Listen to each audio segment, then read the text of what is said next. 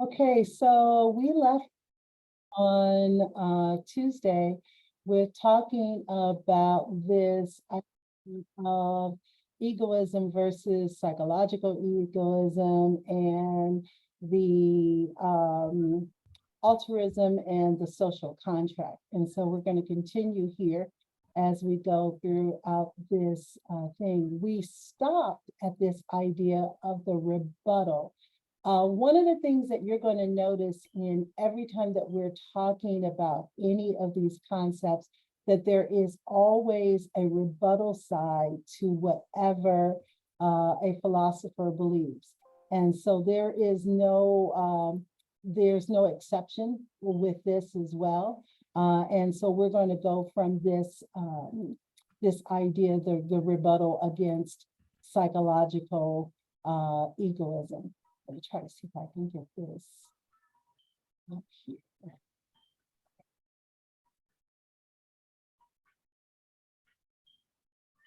Make it a little bit bigger.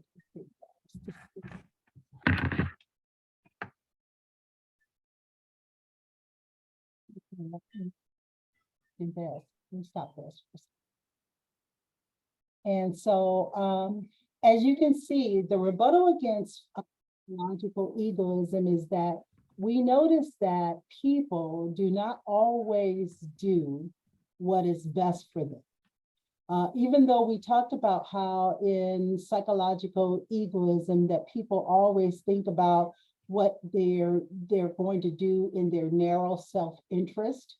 But the rebuttal against psychological egoism is that we notice that people do not always do what's best for them. And the rebuttal is that, and the reason why we know that is because people tend to eat too much, they choose wrong careers, they choose wrong partners, they waste time and so forth. And so there's the belief with the rebuttal against psychological egoism, which has that people have a narrow sense of their own self-interest, and they will always go after their own self-interest, that people do not have sufficient knowledge to be good judges of what is in their best self-interest. Now, I'm going to give you guys a chance to, comment on this in a second, but I want to make sure that you understand this idea. Let's go back to psychological, and let me stop this and share it again because I'm seeing this stuff here. Let's see if I can go back here.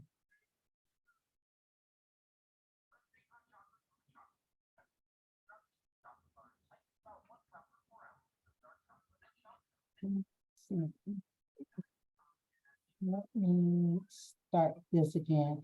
I have it through Outlook and it's not moving. So let me pause us real quick and let me do this technical job. Okay, so sharing the screen again, now that we've got that technology taken care of. So let me go back here. Remember what we talked about with psychological egoism? We said that psychological egoism is that descriptive theory. We talked about the motivations and interests, and that it holds to the fact that people usually or always act in their narrow and short range interests, right? That's the generalized area of that people usually and always act in their own narrow and short range interests. So now going back to this rebuttal, the reason why many philosophers who disagree with psychological egoism is that they believe that we notice that people do not always do what's best for them. Even though psychological egoism believes that everyone always operates in their own best interest, right? I got your text, Deidre. Okay. We notice that we will choose to eat too much. We will choose wrong careers. We will choose wrong partners. We'll waste time and so forth. But what they believe is that we do not have sufficient knowledge to be good judges in our best self-interest. Before I go further, do you believe that you are good judges of your own self-interest? So I'll give you a few minutes to interject there. Do you believe that you are a good judge of your own best self-interest? Of course. Okay. Who knows me best but me and God himself? Okay. I don't care how long you've been with someone. You think you make great decisions because you're the best judge of you? Say that again. You think you make always great decisions because you're the best judge of you? Now, I never said I might always make great. Well, we're going back to psychological egoism. So let me go back to this frame. Remember, here, psychological egoism holds that people usually and always act in their own narrow and short range self-interest, right? So that's what the philosophy is. But the rebuttal is against psychological egoism is that they believe that people do not always do what is best for them. And the examples: eat too much, wrong careers, wrong partners, waste time. And it's because they believe that we do not have sufficient knowledge to be good judges of what is in our best interest. So again, now with that in mind, still hold on to that? You can. I don't agree. I think I know myself, but then when people describe me, they know me better from what they see. And I still put myself down, but they lift me up in the sense, you've done this, you've done that. And I do things because I like to, but I don't see gratitude or nothing. I just see when people explain to me certain things, what I've gone above and beyond. And I'm like, wow, you really do know me better than I know myself. And this is just a couple friends. Now, I'm not saying I'm not in a relationship or anything, or even my own mother could tell me, she's like, I've seen the change. I know what you have gone, and I don't see that in myself. So I feel others judge me in a good way and give me, like a little bit of respect or uprising in another way, if that makes sense. Yeah, okay. Thank you for sharing. I agree with Jeannie. I agree with Jeannie. Dominique has her hand raised. I'm sorry. Okay, Dominique? Okay, so just to make sure I'm answering this right, it's about, do I agree or disagree with the psychological egoism rebuttal? Yes. Well, I agree, because as I was reading this, the example is literally like my life right now, where she says, I want to, where she's saying basically, or he, well, whoever's writing this, the rebuttal of like how you say, like you want to lose weight. So like, I want to lose weight, but yeah, I'm still eating Portillo's or whatever. Like, yeah, I may in my mind have my best interest at heart, but if I know I want to do something, it's like sometimes we don't always make the right choice. We make the easy choice and the lazy choice, or, the procrastination choice. Like, yeah, we know that we have our best interests at heart, but sometimes we fail to do that for ourselves, and that's why other people kind of have to pick us up or hold us accountable. So I think that I would agree with the rebuttal. Thank you for sharing, Dominique. Appreciate it. Anyone else? Yeah, I'm like everyone else. I think other people are better at seeing the sides of us that we don't see. Even in our relationships, people tend to be able to see the other person for what they really are when we're like, in love with them. So we can't really feel or see see, the bad parts or the downsides, the good sides. Like we see the good, but we don't really want to see the bad. So I feel like, yeah, other people are able to read us better than ourselves. We want to say that we're perfect and we perfect and we got it all together, instead of looking at it from all aspects or a whole. We tend to look at the good parts instead of stuff that other people can see, like looking in from the outside, as they say, it's kind of a better interpretation of self. Okay. Well, thank I'm you. not going to speak down on myself regardless of what what I do.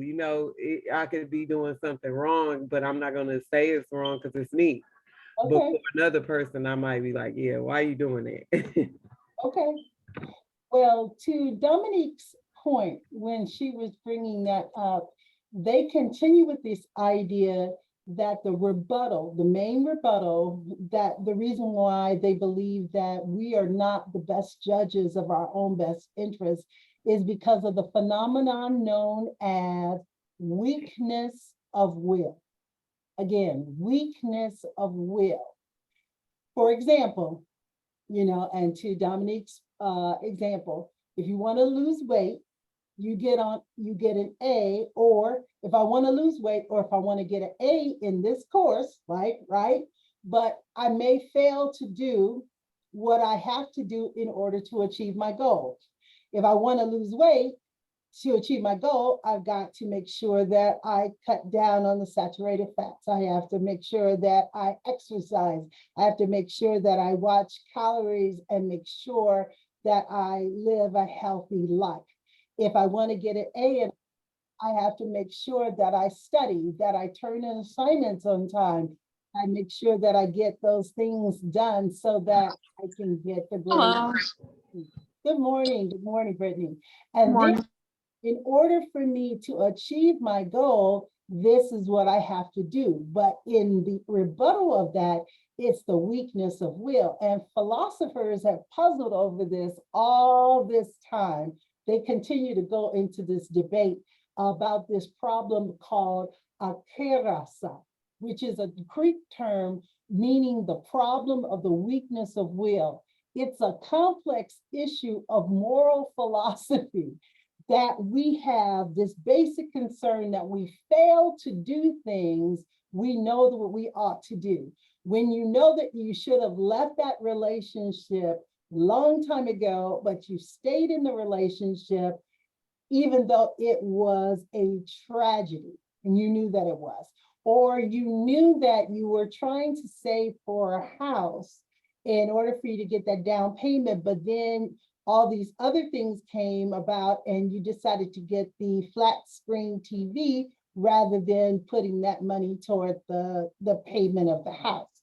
All of these things we fail to do that we would never fail to do if we had ought, because of this phenomenon that they purport as the weakness of will. And that is why they do not believe that everyone always works and always acts in their narrow and short range self-interest. Questions about that or comments? I welcome either one. I definitely just agree with the rebuttal. I see it in my everyday life. Okay. Like, I do have my best interest at heart, but when it's like broken down like that, it's like, oh, okay, like that makes sense. Okay. Thanks, Dominique. Anyone else? Questions, comments? Other side of the fence. You don't have to agree with this. These are just a rebuttal to that philosophy that we've just expounded.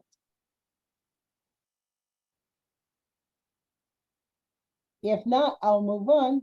No, I'm gonna agree with her too. It's an everyday thing. It's just, it is what it is sometimes. Yeah, it is. It is. Sometimes you're right. So let's go further. is psychological egoism true based upon what that rebuttal is? So in the 1990s, a study was done that people were asked whether or not they believed in or supported the jury system. Okay, how many of you all have ever been asked to do jury duty? Just raise your hands through your chat. Yasmin, yeah, Janine. Anyone else? Jeannie, Okay, all right, Jeannie, okay. Jeannie and Yasmin are the only ones? No one else has been asked to do jury duty? Okay, so, okay, all right. So in the early 1990s, they did this study and they asked people whether or not they believed in or supported jury system. And should people be judged guilty or not guilty by a group of their peers? Well, most of the people who responded to this study, they said, oh yeah, I wholeheartedly support that we should have a jury system of our peers so that it can be fairly listened to, you know, in the case that I can be judged guilty or not guilty in the case that, you know, I'm in a situation where people can hear all of the evidence, right? Those who answered the two questions, they were also asked, would they be willing to serve on a jury, right? Fewer of those people in the same survey who said that they would love to be heard by a jury said that they would want to serve on a jury, right? One of the things that did not seem to match is that these people asked these two different questions, they answered it very, very different. And they would not establish by extending the same courtesy that they would want to be extended to themselves, because some of them cherish the social values of the jury system, but selfishly motivated for themselves, but also selfishly motivated to not serve because that would take away time and effort and you know, experience from them in order for them to serve on this jury. So that is one of the studies that helps to understand that people kind of have this weakness of will where it comes to their own narrow self-interest. I'm narrowly self-interest for the things that are only applicable to me, but when it comes to the altruism of someone else, I'm still in my narrow self-interest because I'm only self-motivated for what really works out for me and for no other. Let's look at this story real quick. Everybody recognizes Abraham Lincoln, and no matter what you believe politically or emotionally or historically about it, let's just look at the story, okay? So according to this story, it was reported that Abraham Lincoln, one day he was riding in a coach over a bridge. He heard a mother pig squealing, and her piglets were drowning after they had fallen into the creek. She could not get them out because of the creek and where that was fitted. She was not able to do that on her own. Lincoln, supposedly, according to this story, asked the coachman to stop. He waded into the creek. He rescued the piglets.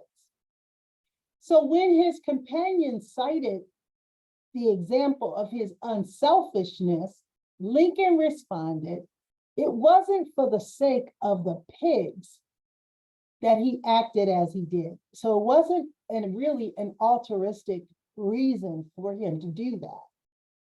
Rather, it was because he would have no peace later when he recalled the incident if he hadn't done something. In other words, although it seemed unselfish, from the outside. And I think,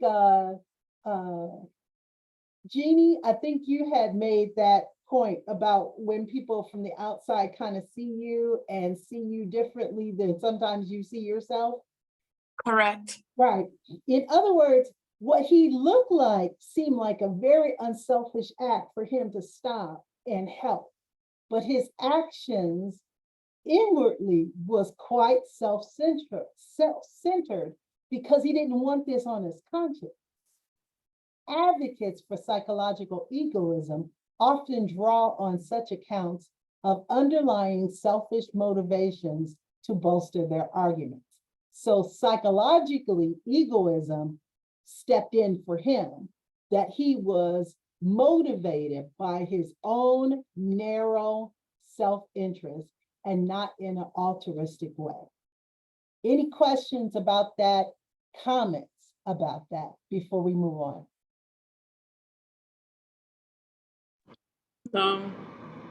Nope. Okay. So human motivation as a theory about human motivation is difficult, if not impossible to prove. How do we assess the motivations of people? Really, honestly, how do you know why or how or whether or not a person is really motivated by something truly in their heart, or whether or not they are being pretentious or superficial? It's hard, impossible for you to judge. If you are proponents of the Bible or the Quran, it would say that the heart is deceitfully wicked and no person would know it. We cannot just assume that apparently altruistic individuals are acting for the sake of self-satisfaction they receive from what they do. Nor can we ask them for individuals who are often poor judges of what actually motivates them. We commonly hear or say to ourselves, I don't know why I did what I did. Have you ever found yourself where you did something very selfless, where someone says, oh man, wow, I'm so amazed at what you did. And then you honestly said to yourself, or you might have said even to them, I don't know why I did. Anyone?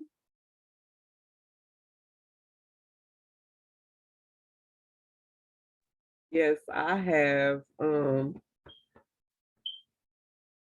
How I don't know why I did that. Yeah.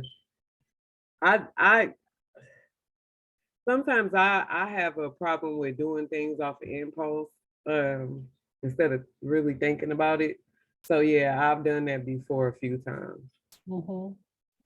I didn't really think too much about it, but the people that seen it, because I believe in doing stuff without showing other people that you did it. Like, because I'm not doing it for everybody to tell me, oh, you did a great job. Oh, you do this and you do that. I'm doing it because I feel like if it was me, I would want it done for me. Or if it was my children, I would want somebody to do that for them. So yeah, I kind of am trying to change myself to be a better person. So I'm trying to unfollow the trends. Okay. Yeah. I'll give you an example of poor judgment and motivation. I was in undergrad. I went to college full-time, worked a job full-time like many of you all, right? Coming home late at night from a night course, had just purchased a really thick, expensive book for a course. You wouldn't know anything more about Fortran anymore because we don't program in Fortran anymore. But it was very expensive book. And I was coming home and I was walking down the street and I got robbed by two guys. Poor judgment, human motivation, selfish psychological motivation, psychological egoism, right? had just purchased the book, and knew that these guys were not in college either. So they robbed me at gunpoint. I gave them my wallet. They wanted my book back. I told them they can have my book back, but they couldn't have the book. Foolish, right? Poor judgment. They had a gun. It was loaded. It was to my head. Stupid, very stupid. I don't know why I did that. Human motivation. The only motivation was I had just purchased the book. I was a poor student, did not want to give up the book. It was dumb. When I think about it after that time, and even as I've gotten older, it was the dumbest and most ignorant thing to do. But my selfishness and my self-motivation and my poor judgment of character, I did not know what motivated me to do it other than I wanted my book. They left me my book. They took the book back. They took my wallet. They took my bus pass. They took the little bit of money I had, and they left me alone. Dumb, because they could have shot me. Anyone else had any situations that you said that was a poor judgment on my part, and I was motivated by psychological egoism? Anyone? Before we move on, Oh, Yasmin? I don't know if I would say it was that, but I've been into a similar situation where me and my friend was in a car with this guy at one point, and we wanted to get into a chase. And the guys that chased us, they thought this was the person they was looking for, but until they found out that it was females, it kind of was different. But instead of me sitting there or like pleading, I should say, I don't know, I ran, but I ran towards a way where there was no help, basically. Like, it was to the point where, like, you know what, F it. If I go, I go. Like, at this point, like, it is what it is. They left. They wound up leaving though once they found out it was females that was in the car. But it was I don't know. I don't know. I just know my goddamn going leg was shaking automatically. Like, it automatically shook. Like, I was like, oh my God. And maybe it was karma because I did things that I shouldn't have done. So maybe it was that too. So I don't know. Oh, yeah. Well, it's sometimes we just make some poor choices according to, or we're poor judges of character at the time because we're in the middle of it. And so, yeah, I understand exactly what you're saying. Thanks for sharing. Oh, you're welcome. I'm sorry. I dazed. I'm sorry. Thank you. All right, well, we have a bonus opportunity. All right, so everybody, I'm going to go on and read the story and give you guys a little bit of chance to capture this in your mind. This is a more recent news story, about 2 weeks old now. College professor of philosophy, Darren Hick of Furman University in South Carolina, caught a student using what technology to write an essay in the philosophy class. What technology did he catch this student using to write a flawless essay in his philosophy class? And go on and put it in the chat directly to me, not to everyone, so that you can get credit for it. And I'm going to read it again, and then I will start the clock. Recent news story: college professor of philosophy, Darren Hick of Furman University in South Carolina, caught a student using what technology to write a flawless essay in philosophy class. And that was the problem. That's how they got caught, because it was a flawless essay, and this was not a flawless student. Okay, so go on and start now.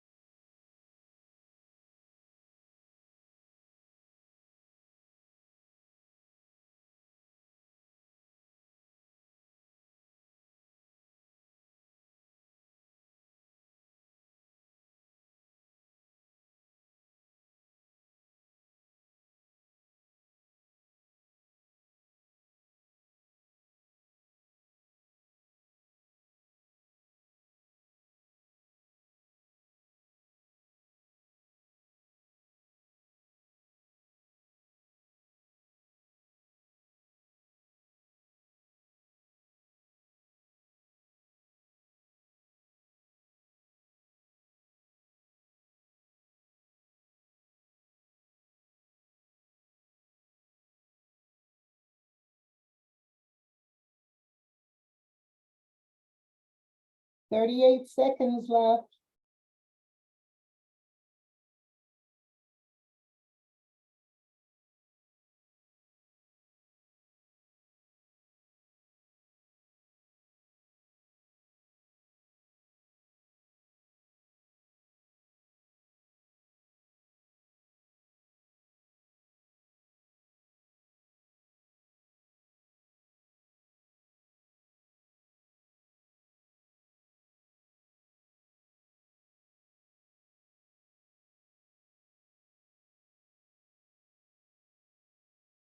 Okay, all right. I want to make sure, did everybody who wanted to put an answer in get a chance to put an answer in?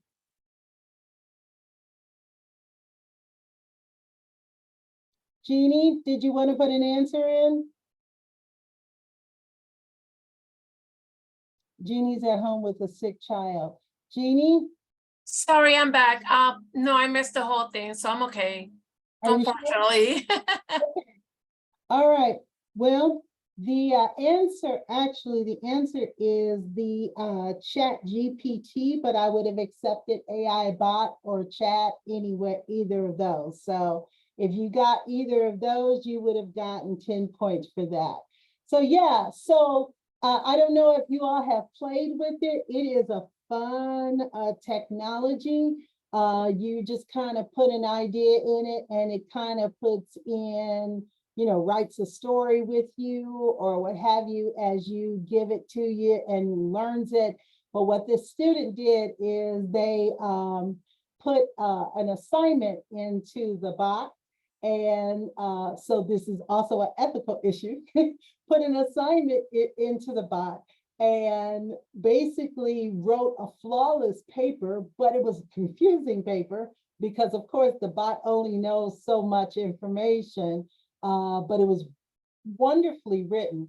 And so because the professor has seen the writing of the other of the students before, you know, began to suspect it and went to the AI and be able to see that it was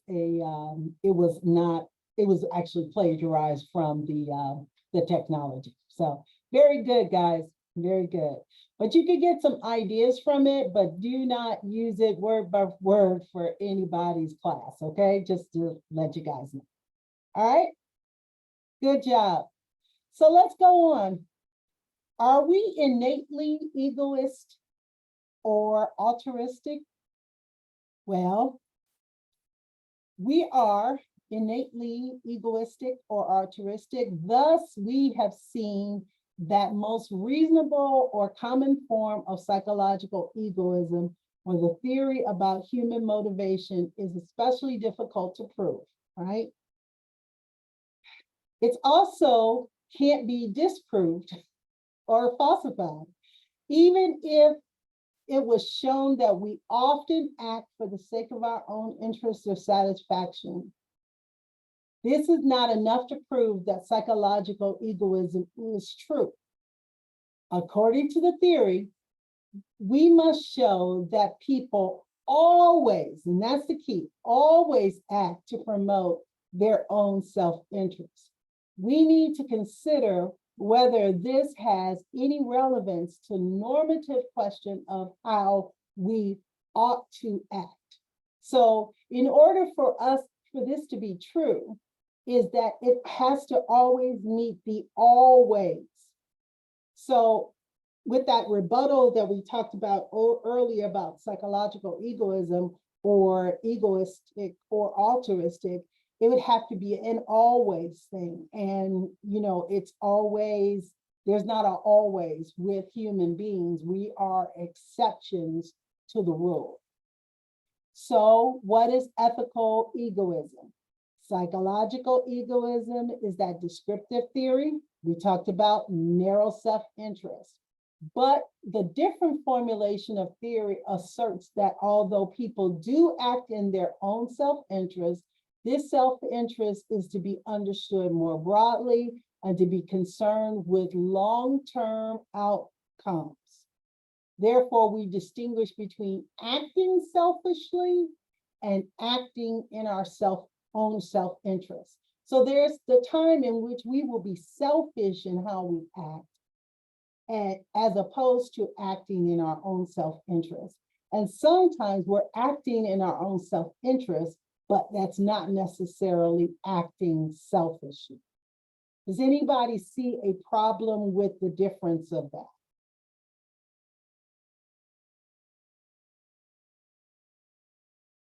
Did I lose any of you? Maybe, I was trying to write it down, but I'm altruistic.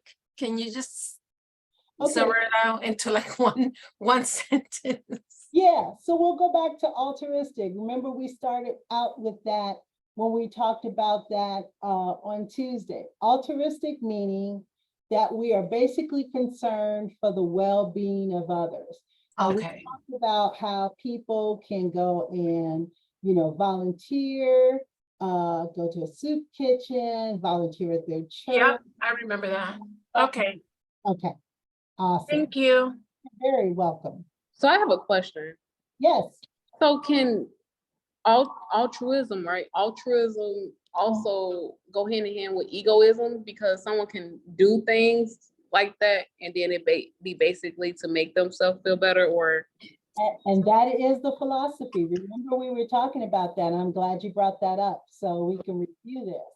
So remember, we were talking about that with altruism. The philosophy is that Ayn Rand says that there is unfettered self-interest in good, and that altruism is destructive. Remember, she was talking about that, the idea that you are your brother's keeper. You're not, because you're always trying to get some benefit from being altruistic. And we gave the example about if you go to and you're serving at a soup kitchen, and then all of a sudden someone that you're serving winds up throwing that soup back at you and you're all splashed. Now, how altruistic are you going to feel and warm and fuzzy about that individual? Because you've taken the time out of your schedule to be there to volunteer, and now they splashed you with the same soup that you sacrificed to go and cook and to serve to them, because you know that they don't have anything else to eat. And then I gave another example to you about how oftentimes we do things for one another, and we do it out of the goodness of our hearts. We are motivated in a very pure way, where we say, we know that a neighbor doesn't have something, and so we might gather some nice clothes and some food, and we take it down to them. And then we take it to them, and you ring the doorbell and they open up the door and you say, I just brought these things to you, and I hope that you can use it. And so if they just take it and they don't say thank you, we talked about how did that make you feel? So Brittany, how would that make you feel if you had spent all of your money to buy some extra clothes and buy some extra groceries for someone that you knew that was in need, and they just looked at you and took it and just closed the door? well, it's different. I think so. If I was doing something like for the homeless more so, I think that would be because of pure, like just me being pure nice. If they don't say thank you, I wouldn't take too mind of it. But like if I brought something for my sister and I was calling myself being nice and she don't say thank you, I feel unappreciated. So I feel like, dang, well, could have said thank you. That would have been nice. Mm-hmm. Yeah. So the philosophy is that altruistic people do get something out of it. They get the warm feeling of knowing that they've done something special. And so altruistic is really not pure in its motivation, because you are getting something out of it. You may not get the reciprocal thing that you are giving out by being at the soup kitchen, but you're getting the warm reward of knowing that you've done something good. and that most people appreciate it, even if they don't say thank you. But if you go like with your sister and you give something to her and she doesn't say thank you, you feel some kind of way, because it is a part of us in our giving for someone to appreciate our effort. And that is part of this, why it is figured that altruism does not work, that altruism is destructive, that basically don't try to be your brother's keeper or force them to be yours, live independently. That was Ayn Rand's theory. Okay? Just kind of going back over some of the things we talked about on Tuesday. Any more questions about that? No, I understand it and I agree with this. I agree. Okay.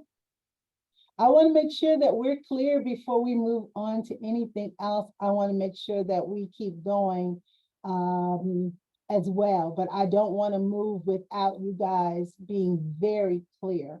That's the goal. Okay, so let's go here. Here. So what is ethical egoism again? In the individual form, in the second version, people ought to help others only when and to the extent that it's for their own best interest to do so. Is it possible to explain cooperation from this perspective? It's kind of that where we talked about that reciprocal altruism. We cooperate because we each see that it's in our own self-interest to cooperate. As the saying goes, I'll scratch your back if you scratch mine. And from this point of view, what I really want is for you to get my back scratched.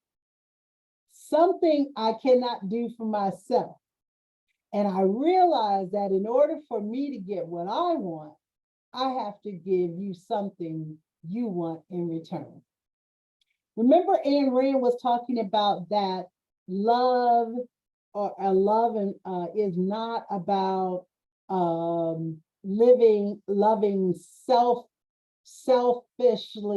selflessly, but it's selfishly, because you are loving someone because you also want them to love you back.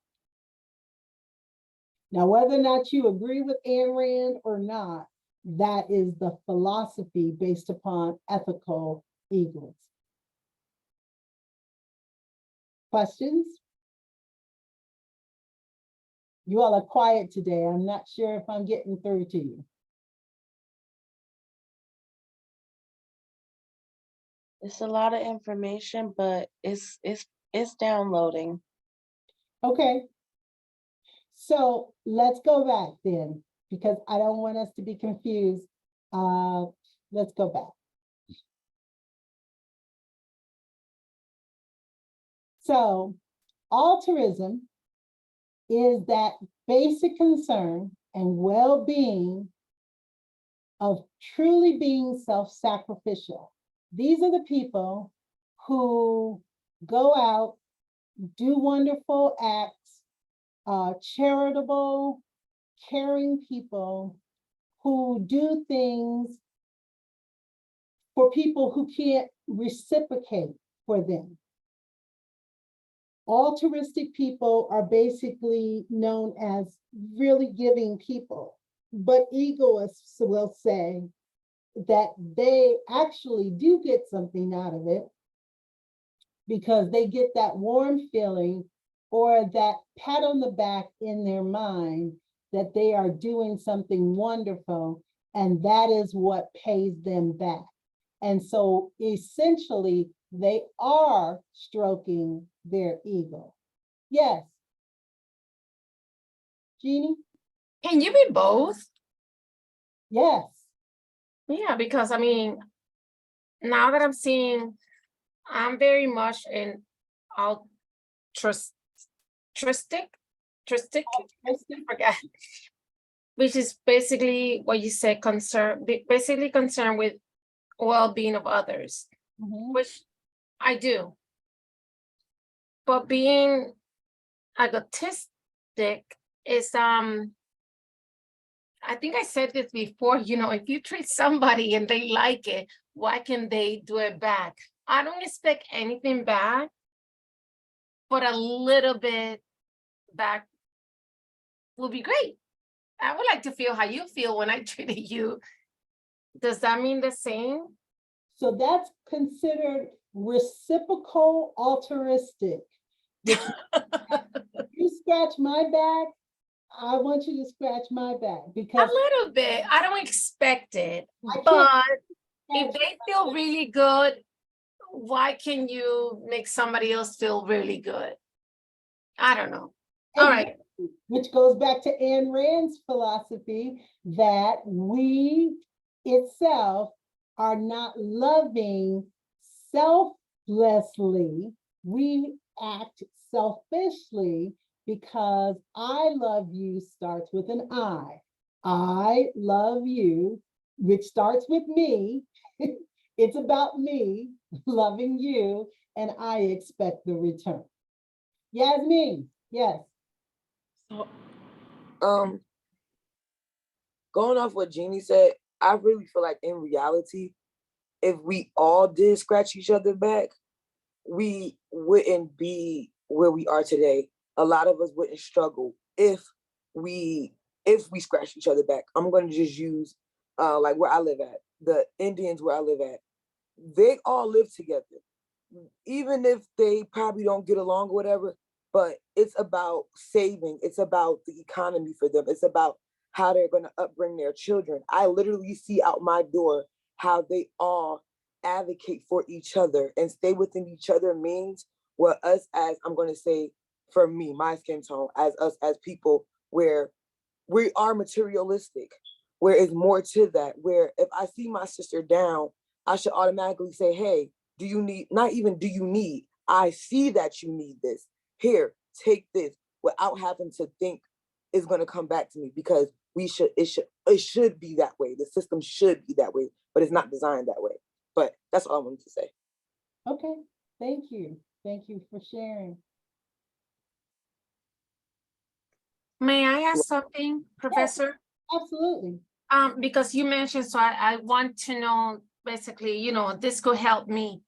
Can you explain to me again how you told me or told us selflessly and self-fleshly?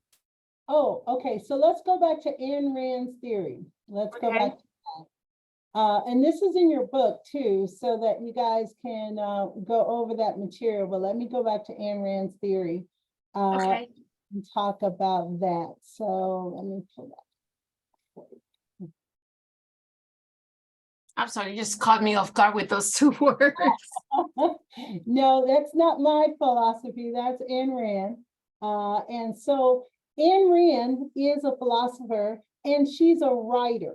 Okay, so you'll see a lot of her novels that have been written, and the core of Rand's philosophy constitutes these overarching themes that have been in her novels. That there is an unfettered self-interest is good. And altruistic thinking is destructive. She doesn't believe that any altruistic thing is a good thing, that she believes it's destructive. She believes that the ultimate expression of human nature is guided by the principle of by which one ought to live one's own life. And then she comes up with the idea that we're not born with explicit duties to serve God in our society. That's her philosophy. We only have one life, and it's good to live it. Learn to pursue your own happiness by discovering the life promoting value it requires. Think rationally and don't bow to authority. Join with other people when they have real values in common, and go your separate ways when you don't. Then she has the idea that when, in the philosophy of You are your brother's keeper. She said, no, don't try to be your brother's keeper, nor force your brother to be yours. Live independent. She believes that wholeheartedly, and that's the overarching themes that is in her philosophy. Then she goes on by saying, love is selfless. That's that's the philosophy that everybody says, is that love is selfless. She says, no, we love what we personally value and admire. A selfless love is a contradiction in terms. It would mean that you have a personal stake in the object of your love. The truth is, romantic love is profoundly selfish. The union of mind and body that both people pursue for their own happiness is profoundly demanding. To quote a famous line from The Fountainhead, to say I love you, one must know that how to say the I. So her theory is that that love is not selfless, that you can't be selfless, because the whole idea of love is that you are selfishly pursuing that individual for yourself. So it involves you, all I, for you. That's true. I kind of agree with that to an extent. It is selfish. It is. Because you think about how you love someone, where sometimes, no matter what type of relationship it is, a family or romantic, personally, not me personally, but love can make you, a lot of people do things that is selfish. Yo, now that I think about it, that's, yeah, I agree with her terminology, with that, her theory. Yeah, and it's a theory. And so, like I said, one of the things about philosophy and specifically ethics, we have to talk about all sides of the coin and all of these philosophers. And she is a proponent of egoism. And so because of that, that is why she would think in this way. Doesn't mean you have to agree with it. Doesn't mean that it's good or bad or right or wrong. Just means that it is a proposed is. Because, I'm sorry. No. Because what you say, like how they talk in the Bible, God is a selfless, Jesus Christ is a selfless love with that, because he loves all of us like he does. Whereas within us, it is selfish because we don't love the way he loved. Oh, wow. Thank you. That's all I want to say. Yeah. Yeah, very good. Bonus time. Let's take a break. Let's take a bonus round. This should be an easy one for you guys. True or false? True or false? Psychological egoism holds that people usually and always act in their narrow and short range interests. I'll give you a minute to go on and put your answer in the spot. Should be an easy one. I think we've talked about this enough today.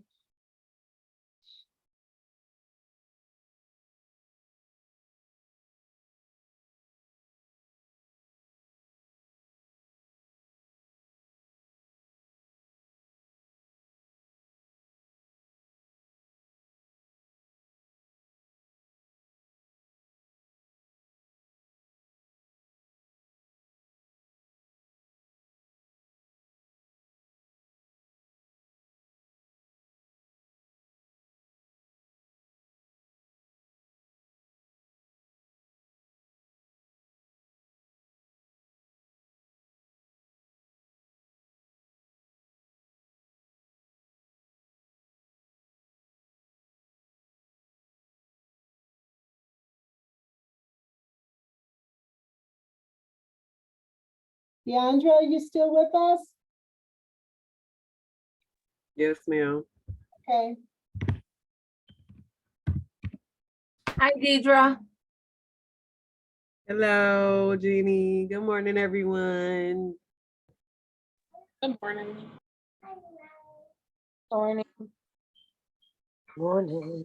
You put a yellow around there. That was you? That was me by mistake. I thought I was doing that for myself. I'm so sorry.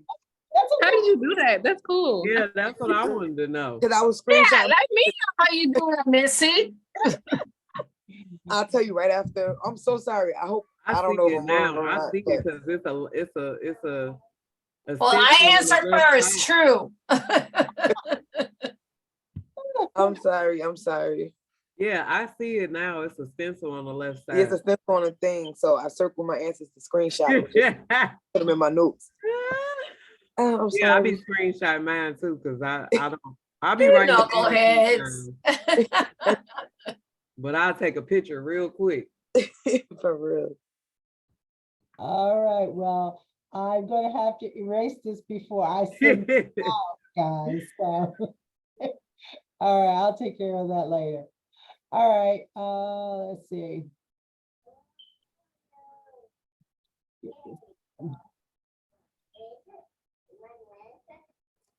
Professor Breckenridge, you can tell we all know each other before.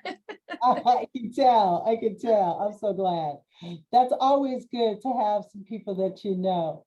So, Yeah, Deidre and myself and Yasmin, we're connected. I gotta get us all in a chat, and Yasmin and Temperance. I gotta get us all in the chat.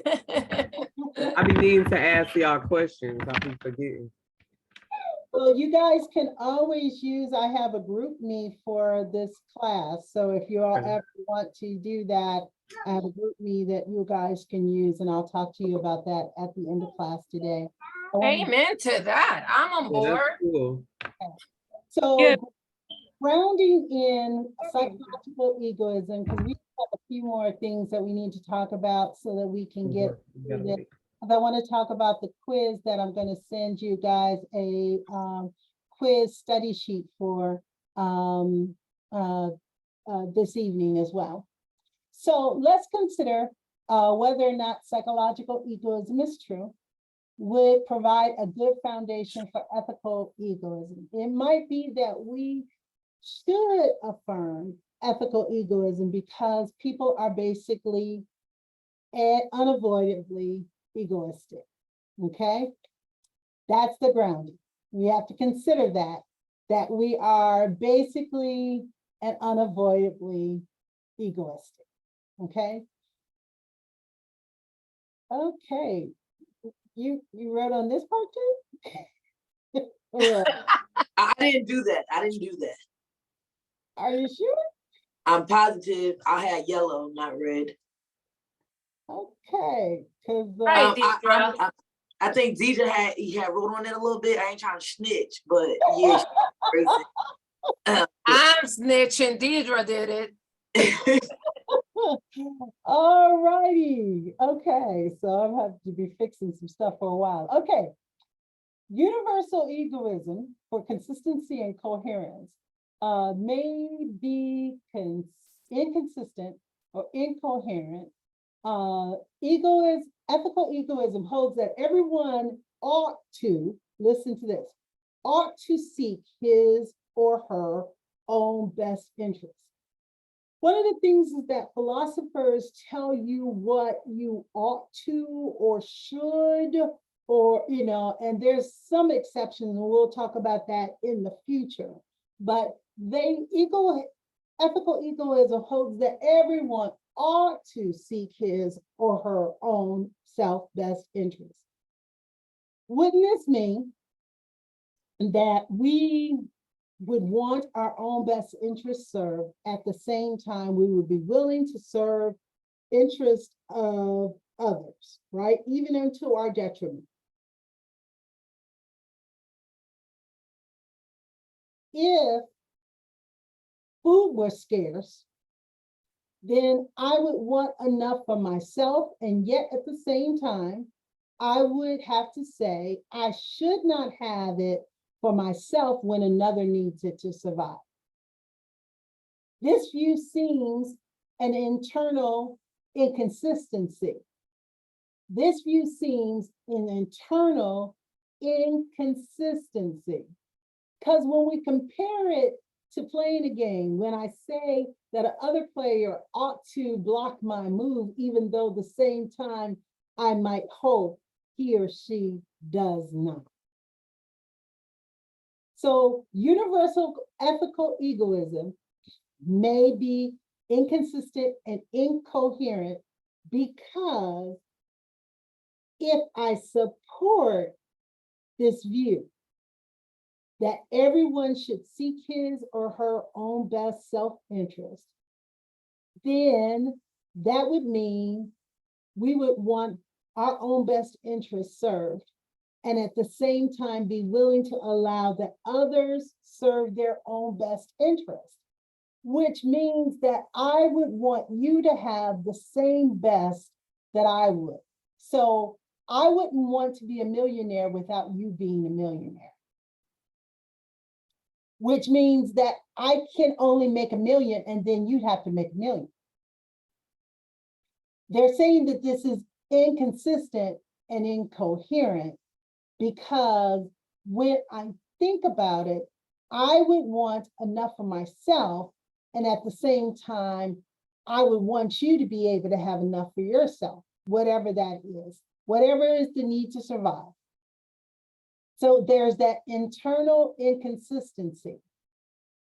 Because if universal egoism is going to work, everyone has to be willing to look out for their own self-best interest and respect that everyone else is looking out for their own best self-interest too.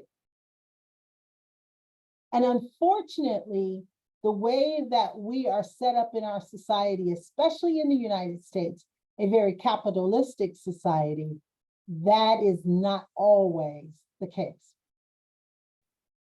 So in the prisoner's dilemma, and I'm really non-bothered by this.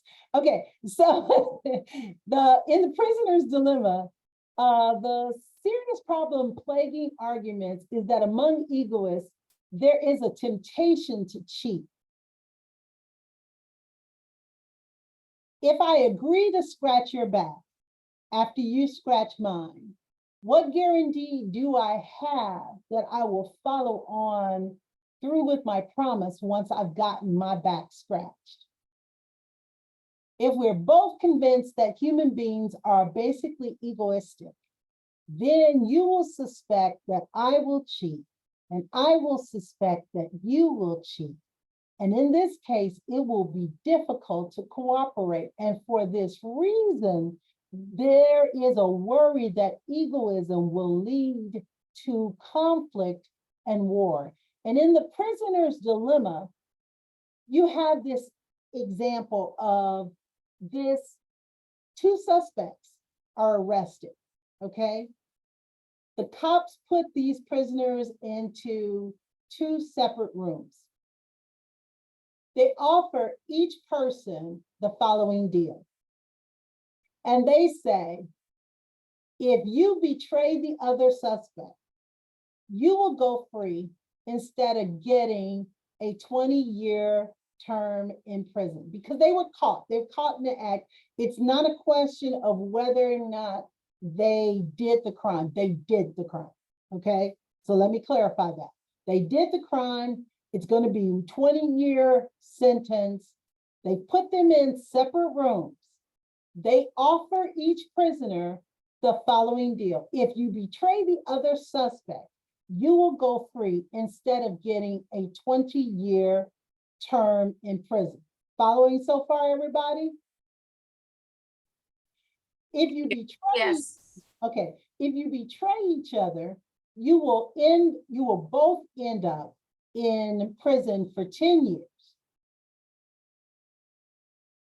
On the other hand, if you both prisoners keep your mouth shut and refuse to betray each other, there will be no conviction and you will both go free. Got the scenario? I got the scenario, which a lot of Yeah. people follow that rule. If you don't say nothing, then we both can go. But a lot of people don't. But that's another story for another day. But go ahead. Well, this is the problem of egoism, right? Yeah, and I watch a lot of like the ID channel, which is my favorite, and a lot of 48 hours. Mhm. And it's very legit when you see people being loyal and being, I need to do for myself. Mhm. So that can go both ways. I still have no idea what I would do because I pray to the Lord. I never have to be in that situation, but I get intrigued to see who turns on who. But look at the scenario here. If they betray each other, if you betray the other suspect, you'll go free. And the other person will get 20-year No, prison. understandable. I seen the scenarios firsthand from 48 hours. Okay. Somebody doesn't want that, so they will betray on their best of friends. And somebody be like, no, we did this together. We're gonna go in this together. But Well, as a person of me, I'm very compassionate. I have no idea what I would do, Yeah. but I think I might turn on the other person to save me. And I know that sounds harsh, but you know, it depends. I have a family and I pray to the Lord always. I would never be in that situation. But so if you turn on them and they turn on you, you'll both end up in prison for 10 years, right? Because that's the scenario. Because the scenario one, listen again, if you tell on them and they don't tell on you, you go free, they do 20 years. If you tell on each other, you're both going to do 10 years. But if you both keep your mouth shut and refuse to betray each other, there won't be any conviction. You will both go free. I'm going with the last one, especially if it's somebody I know that's my ace boon coat, and we know what the situation is, and we both put ourselves in that situation. We done talked about it. We done did all that. We already, our plan is already mapped out. Like our conversation. Me personally, like I have with my ride or dies and my A1s, my brother. We have a language of eyes. Like we know how to speak with our eyes automatically. Me and my best friend. Like so, it's like. In that situation is like we already know what's about to go down, and especially if we got something to do with our children. Oh, we walking happily with the smile on our face. You gotta catch us. You just have to. Okay. And where I come from is different. I saw a lot of people fold, and I saw a lot of people unfold. So it's like because of their circumstances. But if they really know the get down to the get down, if you keep your mouth shut, I keep my mouth shut. Especially if we both was there. How can we get in trouble? Like everything is based off fact and opinion, correct? And within the law is based off of factual facts. So yeah, that's all I have to say about it. Yeah. But Yasmin, you're both in different rooms. Yeah. That's Right. what she said. You're both in different rooms. So who's to say? That's And that's why they keep saying, you know, what I read and see is just like, no, your I know what it. truth, I know what it no, says. I'm just saying your truth, her truth, and the real truth. Well, yeah, I mean, you, me, and you know, our kids come first. So I'm sorry.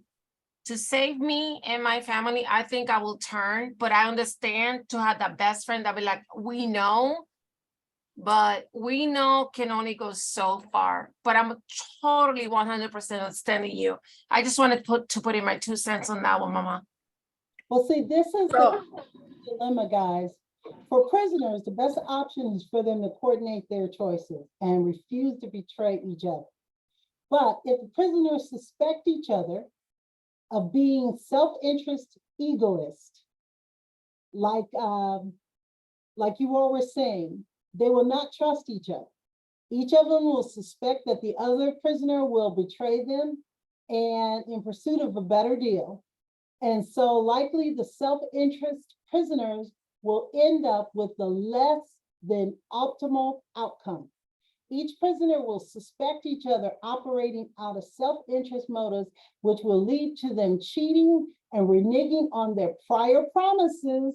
And the prisoner dilemma thought experiment is often used as a model to show why we need larger structure to ensure that we do not break our promises. It might be morality itself as the larger structure. Just as we agree to comply to the dictates of morality, we would be able to guarantee cooperation, but we are egoists and we will break moral rules.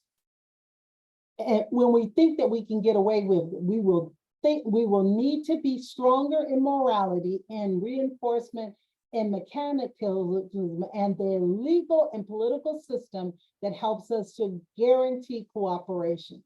And if possible, the rational self-interest person would agree something like a social contract. But oftentimes in this experiment, both of them are going to serve 10 years time because neither one of them in the end trust one another, and both of them are going to renege on their promise to keep their word to one another. Because I think to Jeannie's point, you know, she's like, I'm going to do what's best for my family. But what she's going to wind up doing is she's going to renege on her promise, and she's going to wind up still doing time. 10 years of time. So I don't promise things. I give it the best words that I can, but I don't promise for a reason. At this point, I would let the Lord guide me. I'm gonna stick with my answer from experience. So that's why, yeah, I believe it's possible. I believe it's possible that people can work together. So quickly, I've got a couple more things to go and we only got 8 minutes. So real quick, guys, this weekend is the NFC and the AFC championships in the NFL. Who is playing the following teams? And you can see over the little squiggly that they put on here. A, San Francisco 49ers versus the Philadelphia Eagles, Kansas City Chiefs versus the Cincinnati Bengals, San Francisco 49ers versus the Dallas Cowboys, Kansas City Chiefs versus the Jacksonville Jaguars. Is it number 1? Is it A and D? Is it 2, B and C? Is it 3, A and B? Is it 4, C and D? You got 2 minutes, guys, real quick.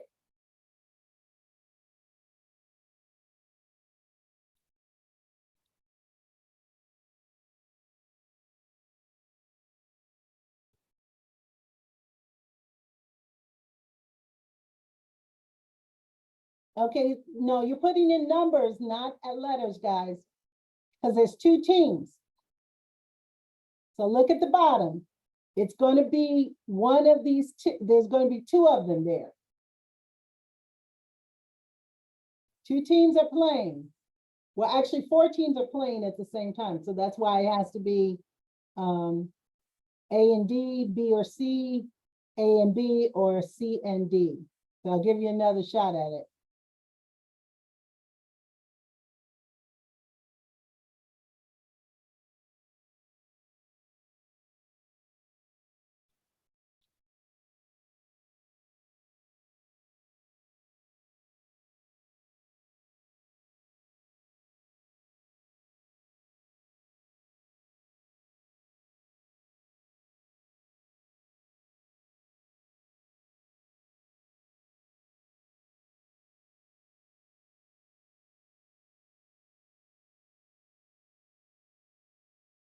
Brittany, which one is that? Because that's not on the numbers. Look at the numbers, guys. Only one who did that right was Dominique, guys. Look at the numbers. 1, 2, 3, or 4, right down here.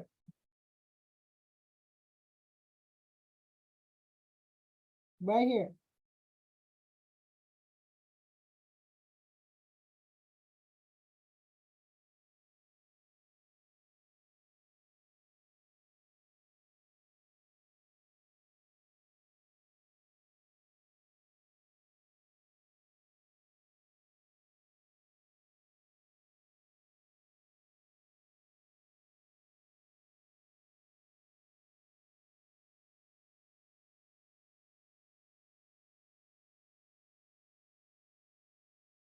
Okay.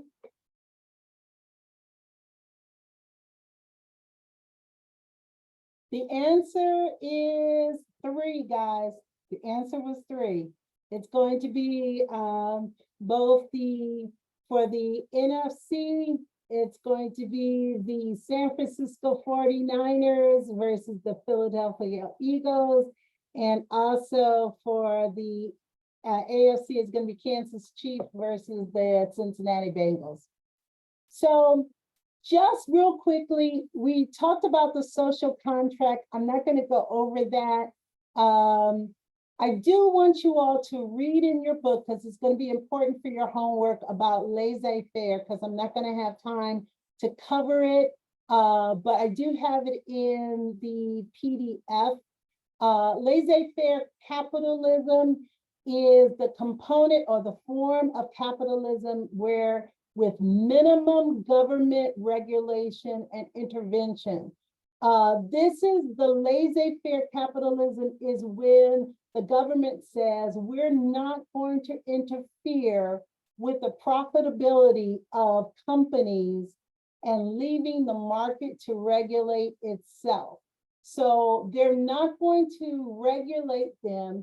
This is that idea that the profit motive of individual incentives are absent, which means that when a company chooses not to pay their people fairly, they depend upon labor unions to try to work that out, and that oftentimes the government will not come in and say to company A or company B, you need to make sure that you take care of your people or what have you. They believe that the system, that each person should be looking out for their own economic interest, and that that company, in like a trickle down economic situation, should be able to be the invisible hand of guiding things and making sure that their people are appropriately paid. So I want you to look at that in your reading so that I won't keep you after class.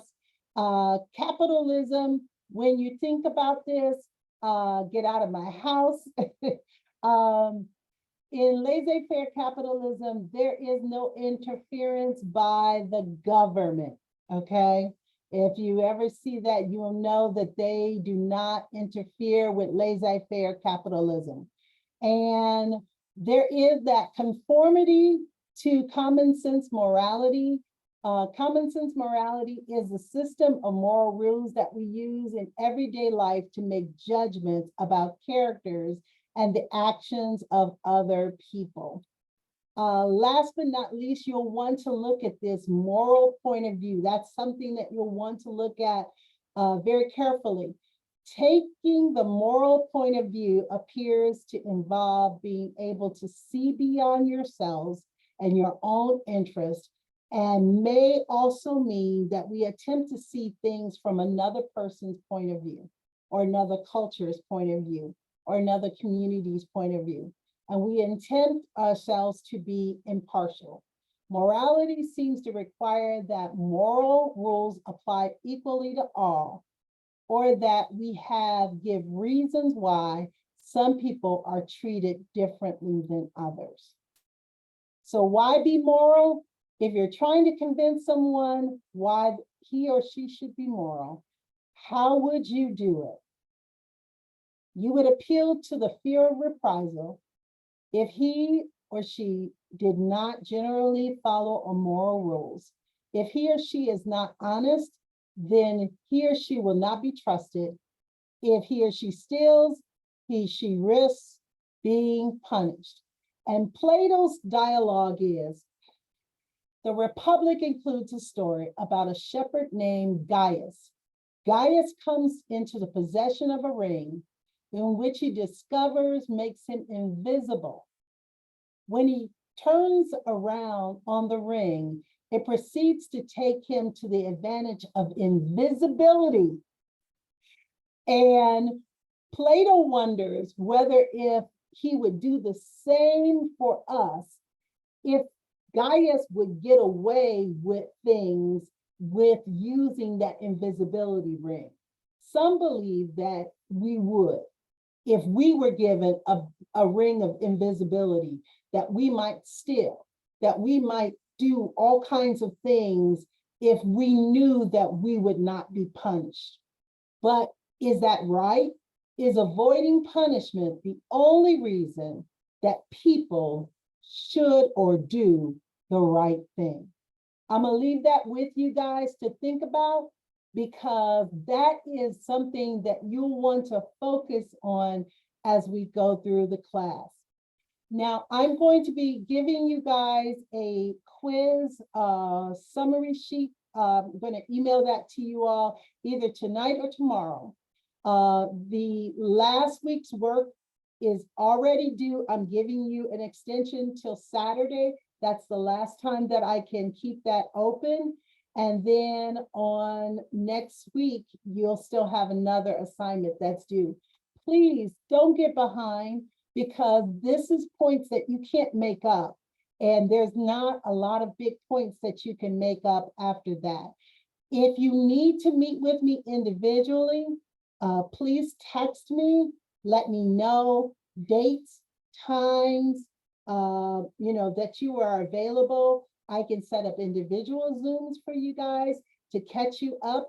If you need an assignment to catch you up, I will do that as well, so that we can make sure that nobody's left behind. Yes. Just two things, because I wasn't here for the first 2 weeks. Uh-huh. When is everything on a normal basis due for you? Is it Tuesdays? Tuesday at by midnight. Tuesday by midnight? The following Tuesday by midnight. So if we have class on Tuesday, it's gonna be done by the next Tuesday. Yes. Okay, sorry, I just have a cheat. And then